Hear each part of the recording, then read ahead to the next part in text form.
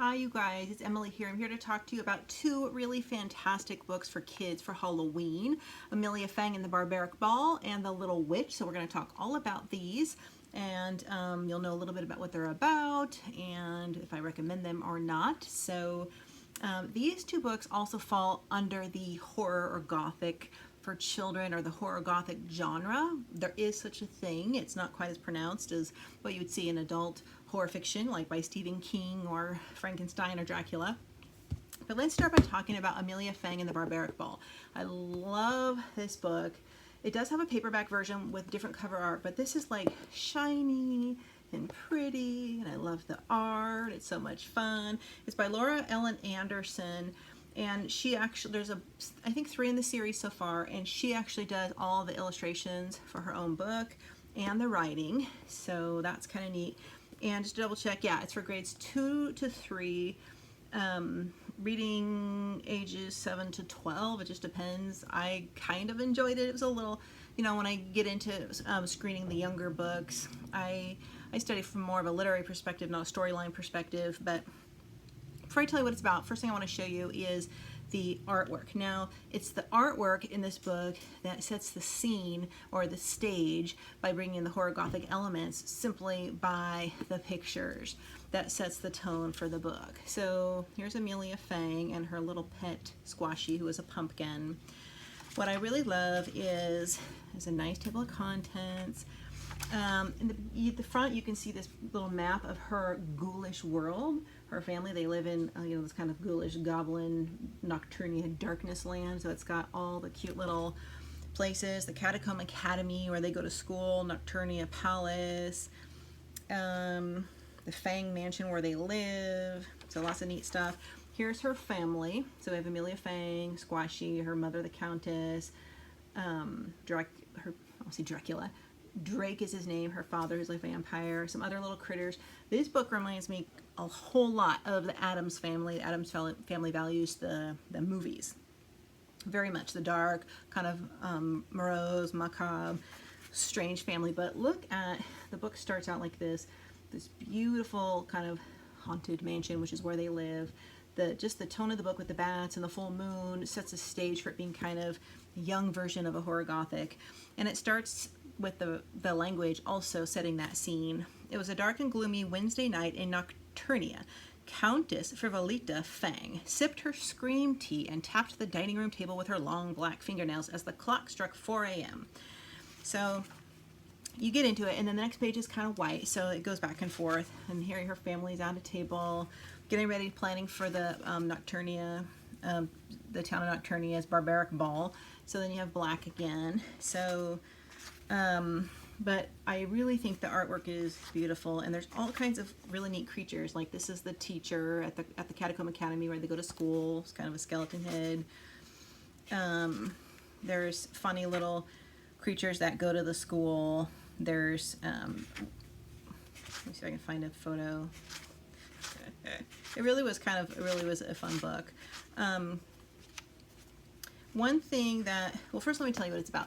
So Amelia Fang is kind of this very introspective girl who has her best friend is Squashy. She's kind of reserved. Her family isn't necessarily really higher up or anything like that, but she is told early on. So one of the themes in this book is kind of class division and accepting, of different classes and transformation. So her family, well, first they're preparing for the Barbaric Ball, and it's really funny because they have to go to this training academy where they learn things like, it's kind of like a princess training academy, but it's how to learn how to be a better, Nocturnia citizen. They have to go to like a darkness school and a magic school, and it's kind of funny. There's a lot of Harry Potter type school, dark lab kind of stuff in here, but in a cute way. But the language in this book is really humorous and cute and creative, very creative. Like, for example, there's a mummy maid. They're eating honey roasted maggots for snacks. When they're doing their homework, it's creature critter study homework. Angel kittens of terror. Seriously, it's really cute. But the language kind of sets the tone too for like a horror Gothic, which is like ghoulish and ghastly. They use those words a lot.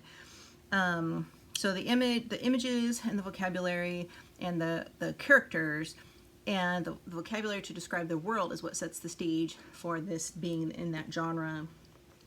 Let's see if there's some other cute stuff.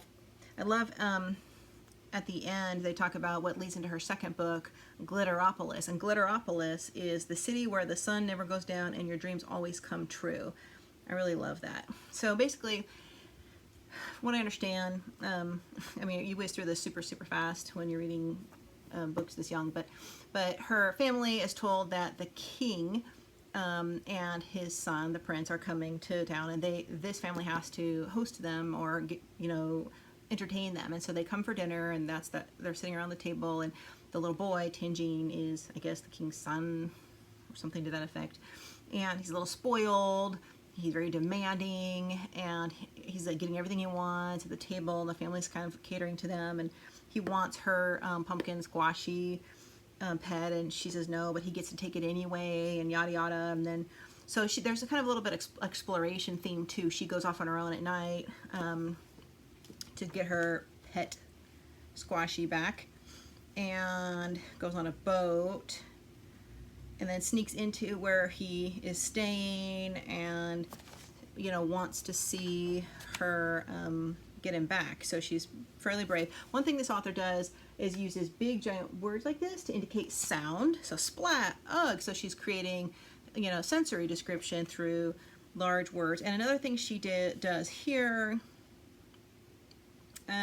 so if you have two characters in dialogue back and forth, she'll do like bold capital letters bold for one talking and the next in regular text, so it's easier for children to understand the difference maybe of who's talking and not get confused. So that's a really neat literary tool she implies. Here she is, Amelia, going down the river. She's going to go try to get Squashy back. So in the end, though, she befriends this prince, and but she tells him that it seems he's used to getting everything he wants, and that's not realistic. And he's like, well, how else is it supposed to be? And so he learns, some good behavior through her and how things are supposed to be, and generosity and friendship.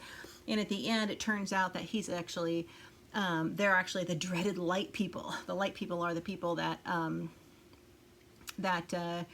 this whole land of Nocturnia are afraid of. He really is half fairy, and his real mother, who I guess he's never met, is actually a fairy who lives in this town of Glitteropolis. And at the end, they become friends, and she's going to go off and help him find his fairy mother. So it's really cute. Yeah, there was nothing in here that I think was questionable. I mean, they talk about things like goblin slime. The mother's eyeballs pop out, push them back in. Just kind of weird, kind of Tim Burton-y. Tim Burton-y is how I would describe it. So I won't say I love it enough to get any of the other books, but I love the artwork, so I would maybe do it for that. So I'd love to do a review or get the Glitteropolis one. Okay, let's talk about The Little Witch by Otfried Preussler. And The Little Witch, now, oh, by the way, Amelia Fang was 2017. This was 1957, and he was a very famous German children's author in Germany. Yeah, and actually he was a prisoner of war, so after World War II, so he was in there for years, and I think that's where he thought of all the stories, apparently. So The Little Witch says it's technically kindergarten to grades 4, 5 to 9 years, which is ironic. It's saying that it's for younger than this, and I'm not sure I agree. The reason being, all literature that's older than probably prior to 1970, definitely before 1960, is more classic literature, and classic literature always reads more adult-like, or more complicated words. They don't use like some of the big sound effects and kind of techniques in modern day children's literature. So I mean, it's simple, but it's I loved reading this book. I didn't feel like it was like I was reading like a little child's book so much. But so The Little Witch is about just what it says. It's a classic. It's about a little old witch that's 100 and something years old. She's kind of an outcast. She's isolated, and she has a crow, a raven. That's her, whose name I can't pronounce very well, is her pet guide. And she's kind of outcasted by all the circle of witches. But there's I guess a monthly or annual witches conference, so to speak, and she goes there, and she's kind of told that she's been bad, and she's not really going to be accepted. She has to prove herself and be good for a whole year until the next festival in order to, prove that she can be a part of their group. So she goes off and tries to be good, and it's kind of hard, but she gets really into kind of a doing good deeds and helping others while punishing the bad. So one of the themes in the book is really, there's a lot of rule and punishment in this book. You break the rule, you get punished. You have to follow a rule or you get punished. So it's kind of more classic, I'm sure, in Germany where he came from. Some of the other notes I wrote down, yeah, helping those in need, redemption or acceptance through good deeds.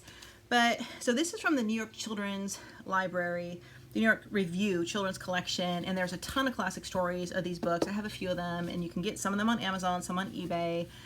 Let me show you the inside. Here's the little witch.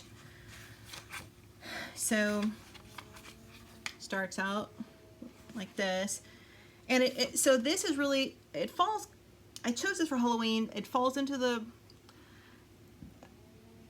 you know, mild version of horror Gothic, mostly because of some of the elements, and it's actually like a crossover, you know, with a fairy tale. It has a lot of fairy tale themes. For example, once upon a time there was a little witch who was only 127 years old. That's not at all old for a witch. She lived in a witch's house that stood all alone in the middle of a wood. As she was only a little witch, her witch's house was not particularly big either, but it was big enough for the little witch. She couldn't have wished for a better house. It had a funny crooked roof, a twisted chimney, rickety shutters. There was a baking oven built into the back of the house. Of course, there had to be an oven. A witch's house without one wouldn't be a proper witch's house. So I feel like this reading would be more challenging than it would have been for Amelia Fang readers, but they're really short chapters. There's not as many illustrations. There's little illustrations at the beginning. Walpurgis Night. So Walpurgis Night is the night when all the witches get together. That's where she gets her banishment. There's the illustrations. So I like the fact that she goes through the book, I mean, and does good deeds. So you can kind of see what the reading's like. She goes through the book and does good deeds. She just comes across a lot of interesting situations. There's a really, so I always, when I take detailed notes on every children's book that I study, analyze, and do for, you know, appropriateness, I write in my notes, risky topic, and I highlight it for some parents that are sensitive for their kids. So one thing I marked as a risky topic, doing bad things if you don't get caught. Like she knows she has certain rules she has to follow, but she keeps saying to her raven, it's okay if I do it as long as I don't get caught. So there's that. So she's seeing horses getting beaten by a whip handle when their master is drunk and loses his temper. The horse tells her, well, my master will beat us black and blue when he leaves the tavern, and then she gets punishment on the tavern owner. So there's some little things like that. She goes to some different like human type festivals to try to do good deeds, and she's coming across like a lot of rowdy like Indians. Like there's guns, a drawn sword, shooting canyon, rifle contest, shooting match, giving away an animal like an ox as a prize. Risky topic. There's some bullying of other children. She witnesses and she intervenes and saves some kids who are being bullied. There's knife throwers in the Indian village. There's a little bit of a cultural, racial, it depends on how sensitive you are. There's a mention in one paragraph of a Chinese woman, Indians, a desert sheik wearing a turban, cowboys shooting pistols. So there's one scene where the raven's saying he doesn't want to be bothered with a proper wife and a family who are going to drag him down. That's why he's a single raven and doesn't have baby ravens. So there's a few little things in there that as an adult you can easily interpret. It's really up to you what you think. But overall, I really love the story. I love the language. It's really well written. It's so Halloweenish. I mean, they talk about witchcraft, not in a bad way, but like what witches would do. There's a book of witchcraft and witching spells, and she actually has a little witch pot, like, you know, brew pot, and she's practicing spells, and there's a lot of witch rules and things that you have to follow. So I mean, it's kind of cute. I like, for a very traditional kind of Halloween, very hocus pocus is what I was trying to say. Hocus pocus.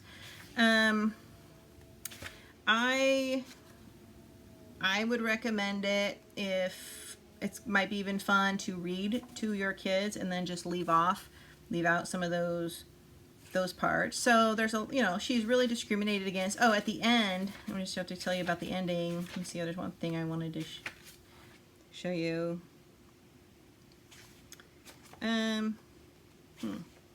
That's interesting.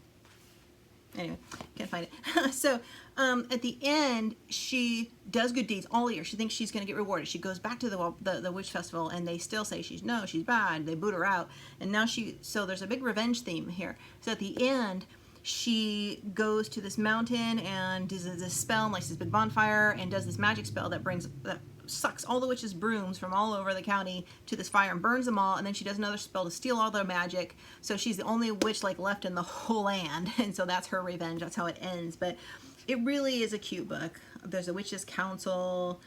It's, I mean, I really enjoyed it. So so I gave you some of the pertinent details you might want to know. Is there anything else? Yeah, there's the fantasy forest. There's a great description of like the market in there. The language is beautiful. So I think that about covers it, you guys. So 2 great books for Halloween for kids that are probably 1st to 4th grade. I loved reading this, so I think anybody would like to read it. And I have another video come up, so stay tuned. Thanks for watching.